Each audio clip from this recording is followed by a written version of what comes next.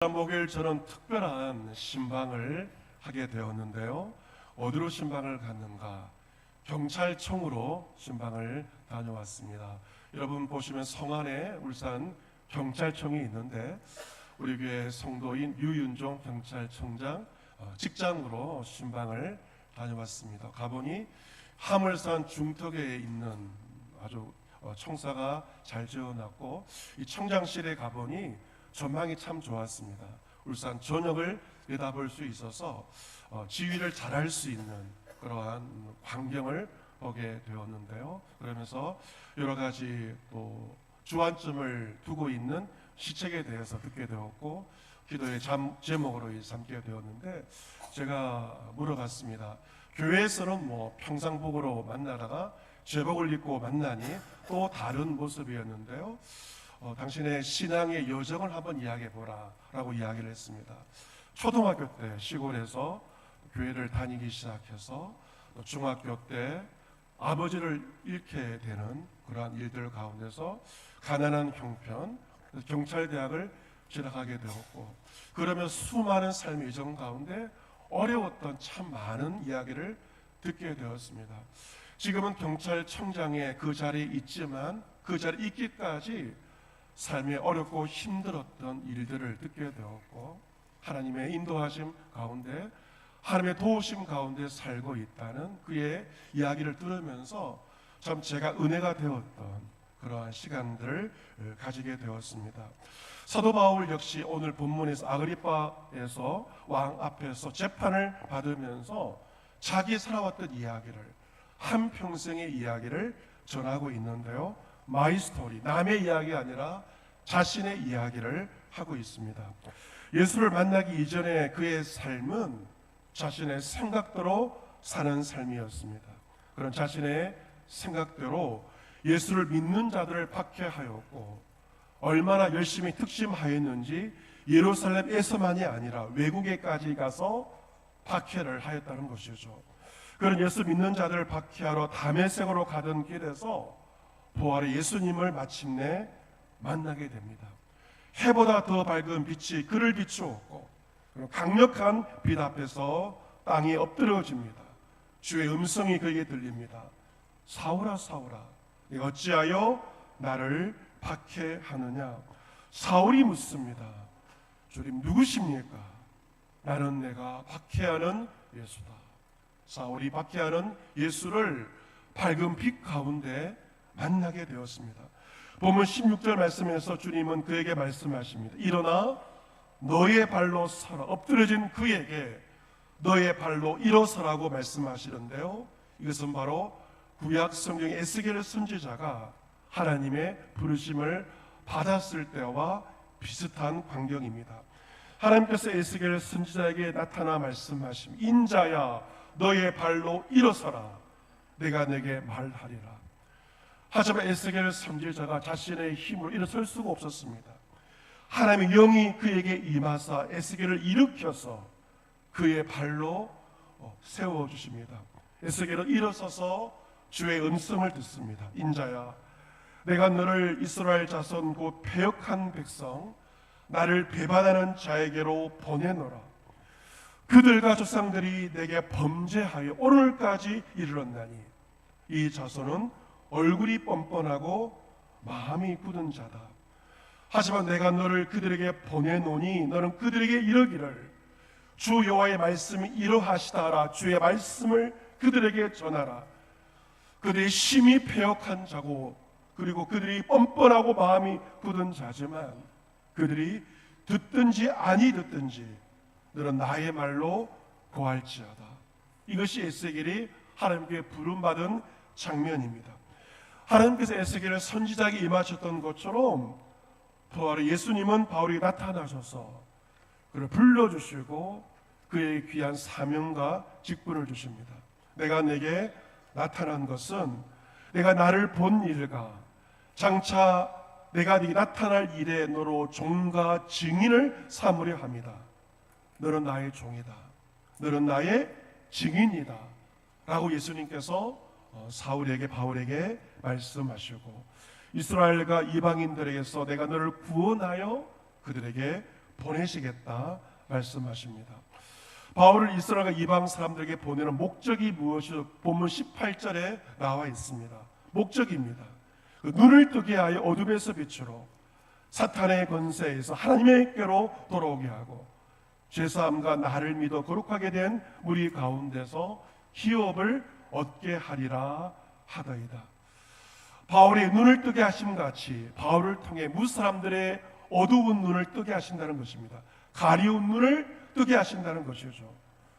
무사람들 어둠에서 빛으로, 어둠에 살던 자들을 빛으로 인도하시고 사탄의 권세에 살던 자들을 하나님께로 돌아오게 하십니다.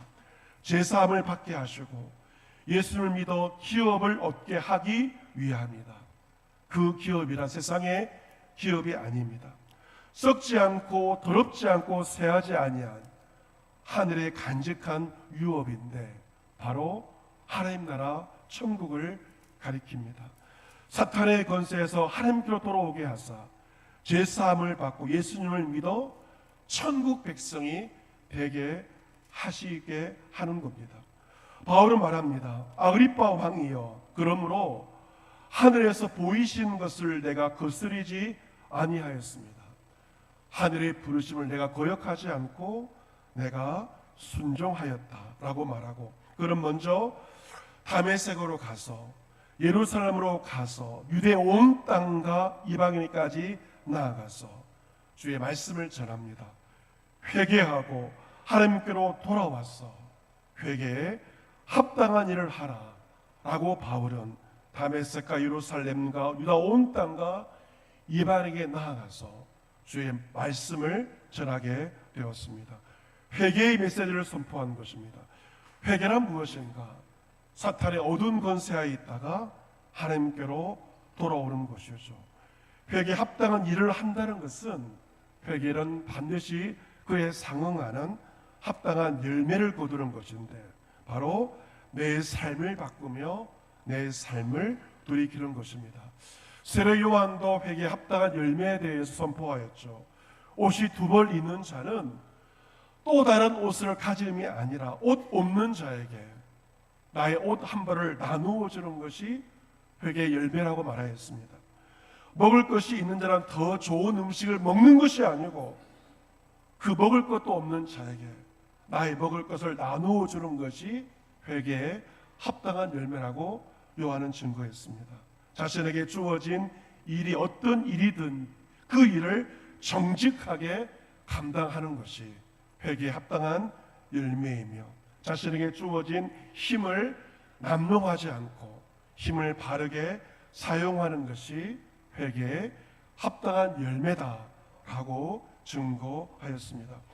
이처럼 사도 바울이 회개를 선포하자 유대인들은 성전에서 바울을 잡아 죽이고자 합니다.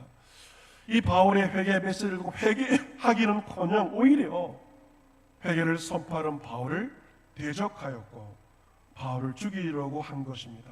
하지만 그러한 죽음의 위협 가운데서 하나님은 바울을 지켜주셨고 선교의 모든 여정 가운데 바울을 도와주신 것입니다. 22절 바울은 하나님의 도우심을 받아 내가 오늘까지 섰어, 내가 오늘까지 주의 도우심 가운데 살아왔다. 그리고 높고 낮은 사람 앞에서 예수님을 증언하였다 라고 말합니다. 바울은 사람을 가리지 않고 전도했습니다. 총독 베스도와 아그리파 왕 같은 높은 사람 앞에서도 예수님 전하였고 종과 낮은 사람에게도 그는 예수님을 증언한 것입니다. 바울은 자신이 예수님을 증언한 것은 구약의 선지자들과 모세가 반드시 되리라고 한 예언이 성취된 것이다 라고 말하고 있습니다. 모세와 여러 선지자가 메시아에 대하여 예언하였는데 그 모든 예언이 바로 예수님을 통하여 성취가 된 것입니다. 그리고 그의 바울의 증거의 결론이 본문 23절에 나와 있습니다. 23절 우리 같이 한번 읽어보겠습니다. 같이 읽습니다. 시작. 곧 그리스도가 고난을 받으실 것과 죽은 자 가운데서 먼저 다시 살아나사 이스라엘과 이방인들에게 빛을 전하시리라 함이니이다 하니라. 아멘. 이것이 바울의 마이스토리의 결론부입니다. 그리스도가 무엇을 받는다? 고난을 받는다. 죽음의 고난, 십자가의 고난. 하지만 예수님께서 죽은 자들 가운데서 다시 살아나신다. 예수 그리스도의 부활, 그리고 예수님 무슨 일을 하시는가? 이스라엘과 이방 사람들에게 무엇을 전하신다? 빛을 전하신다. 부활의 예수님은 당신의 사람들을 부르셔서 이스라엘과 이방인들에게 빛을 전하시리라. 이것이 바로 사도 바울이 왕과 총독 앞에서 증거했던 자신의 이야기의 마지막 결론부인 것입니다. 예수님은 갈릴리에 오셔서 인류 구원의 공생의 사역을 시작을 하셨습니다. 나사렛을 떠나서 성장지였던 나사렛을 떠나서 스불론과 납달리 지경 해변에 있는 가버나움에 가서 사셨고, 이 가버나움이 공생의 사역의 본거지였습니다. 이 모든 것은 우연이 아니라 선지자 이사야를 통하여 하신 말씀을 이루려 하심입니다. 스불론 땅과 납달리 땅과 유단강 저편 해변길과 이방의 갈릴리여, 흑암에 앉은 백성이 큰 빛을 보았고 사망의 땅과 그늘에 앉은 자들에게 빛이 비추었도다 라고 예수님께서 이사야에서 말씀을 인용하셨고, 이사야의 예언이 예수님을 통하여 성취되었습니다. 예수님은 전파하십니다. 회개하라, 천국이 가까이 왔느니라 라고 선포하신 것이고, 예수님을 통하여 어두움 가운데 있던 수많은 자들이 큰 빛을 보았고 사망의 땅과 그늘에 앉은 자들에게 새로운 빛이 비치게 된 것입니다. 한국 역사 가운데서 한국의 사도 바울로 불리어지는 이가 있는데요, 이기프 목사님이십니다. 이기프 목사님은 한국 최초의 목회자이시고 제주도 선교의 개척자이기도 하십니다. 다음 달 청년부에서 제주도로 성지순례를 가면서 이기프 목사님의 흔적을 따라가는 계획을 가지고 있습니다.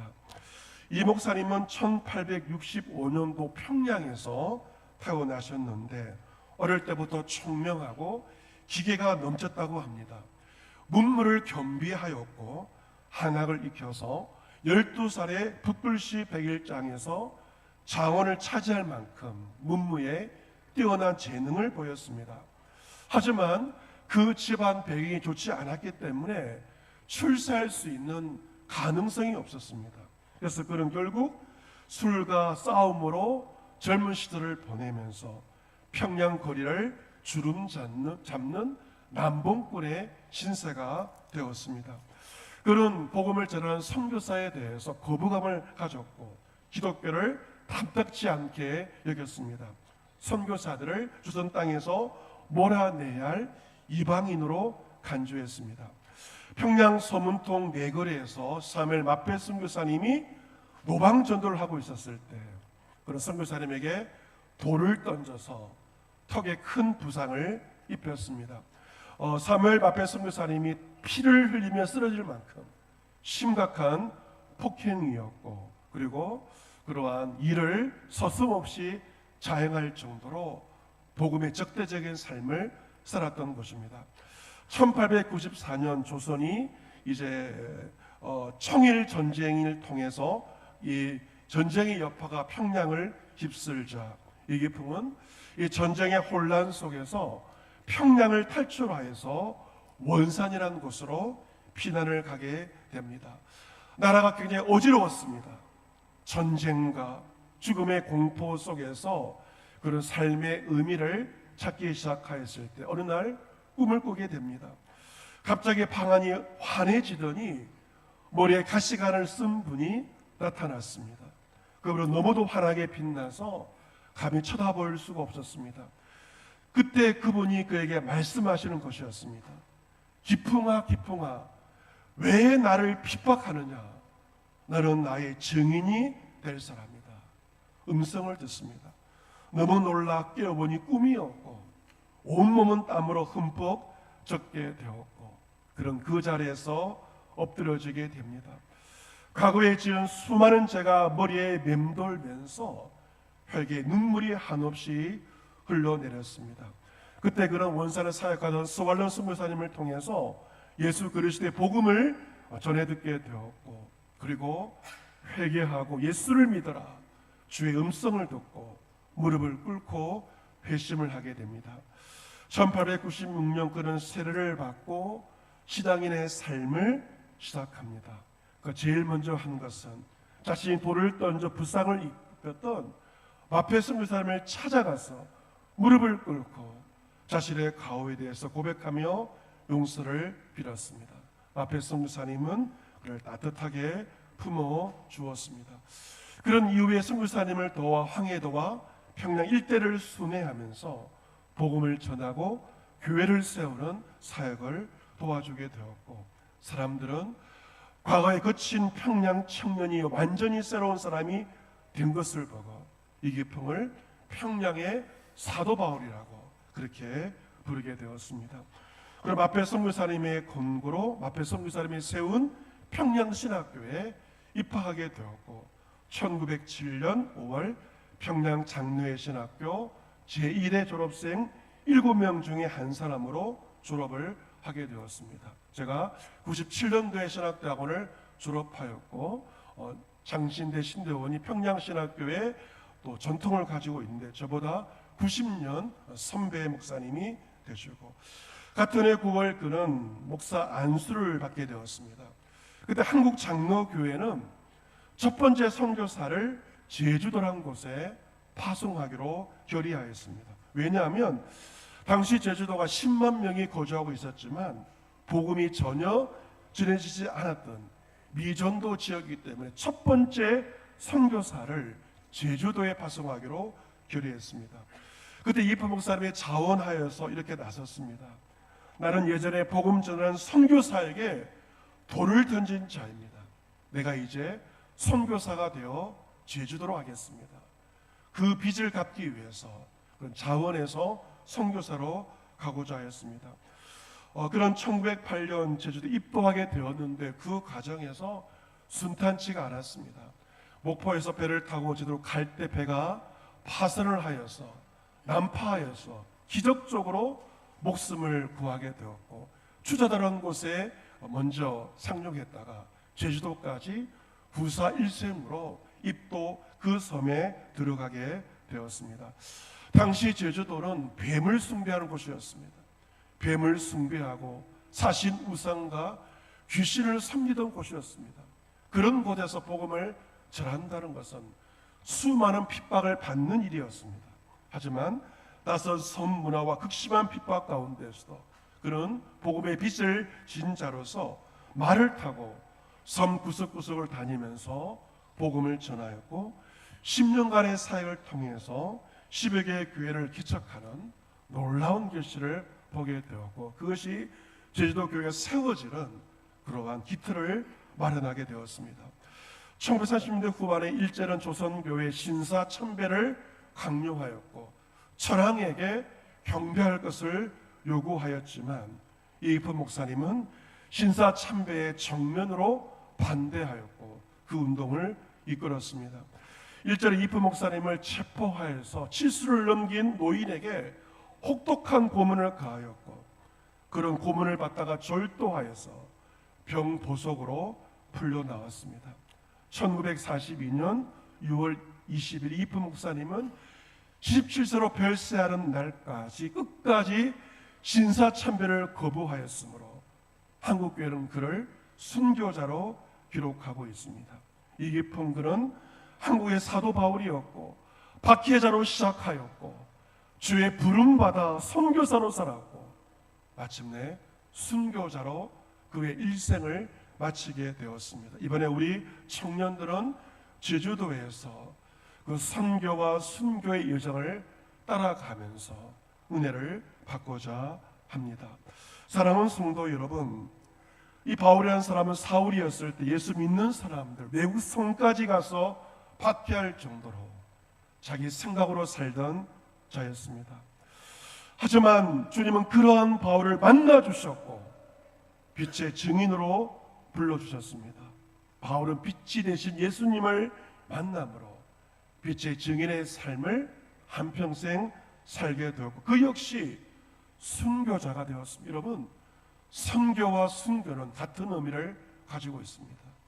주님을 전한다는 것은 죽음으로까지 복음을 증거하는 것이며, 예수님이 그러하였듯이 믿음의 선진들은 선교와 순교의 삶을 살았던 것입니다. 내 생각으로 어두운 삶을 살던 우리들이었습니다. 아주 그러한 우리를 주님께서 만나주셨고 우리는 예수 그리스도를 통하여 큰 빛을 보게 되었습니다. 우리가 하여할 것은 빛이신 예수님을 전하는 것이고 나의 정체성은 빛의 증인입니다. 내가 만난 예수님, 내 삶을 인도하신 예수님을 전하는 것이 바로 빛의 증인입니다.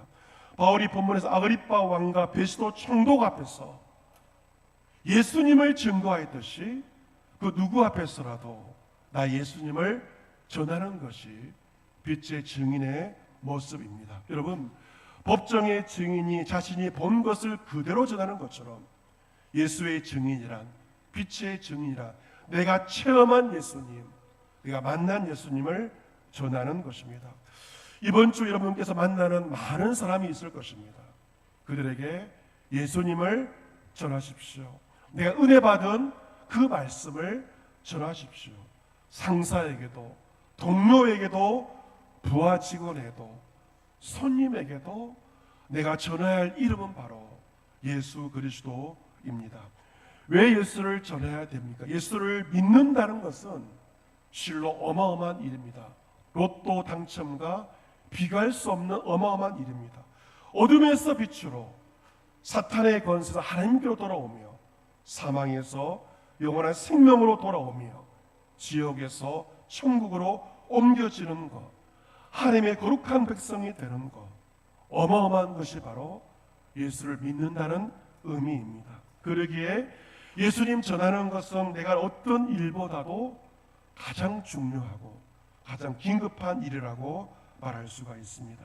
이번 한 주도 나 같은 죄인을 만나주시고 구원하여 주신 예수님의 은혜를 기억하며 이번 한 주도 예수님 전하며 빛의 증인으로 세상을 살아갈 수 있는 여러분 모두가 될 수 있기를 주님의 이름으로 축복합니다. 아멘.